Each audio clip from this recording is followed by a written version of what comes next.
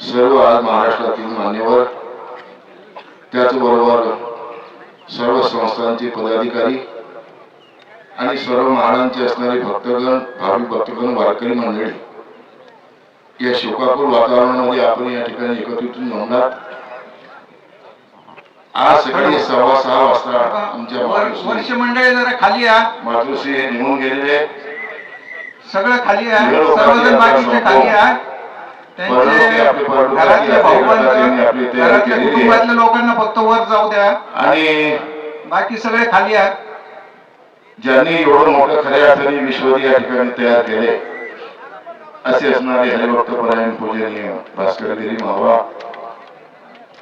खऱ्या अर्थाने आईसाहेब मुक्ताईंच्या चरणी त्यांनी संपूर्ण आपले जीवन अर्पण केलं। आम्ही दोघे सुद्धा त्या ठिकाणी आमचे गुरुबंधू आहेत। अक्षरशः जवळजवळ 40 ते 45 वर्ष आम्ही आईसाहेबांच्या सेवेशी झालो, त्या ठिकाणी सेवा केली। बाबाजींनी आम्हाला जो प्रसाद दिला, जे शिक्षण दिले, जे संस्कार दिले, त्या ठिकाणी भास्करगिरी महाराजांचा स्वभाव, साधसपणा आणि सर्वांनी सर्वस्वी सहन करण्याची शक्ती बाबांची खऱ्या अर्थाने आहेच, प्रश्नच नाही। होती, आधी होती, आता देखील आहेच। असं असणारे व्यक्तिमत्व जे आईसाहेबांच्या पोटी जन्माला आले, त्यांचं मांकोळ आमच्या गावाच्या जवळ खऱ्या अर्थाने आहे, हिरडी जवळ। असं असणारा म्हणतात दिव्य रत्न आज खऱ्या अर्थाने आईसाहेबांच्या पोटी जन्माला आले आणि त्यांनी खऱ्या अर्थाने तुम्हाला अशा प्रकारचा सोहळा दाखवला।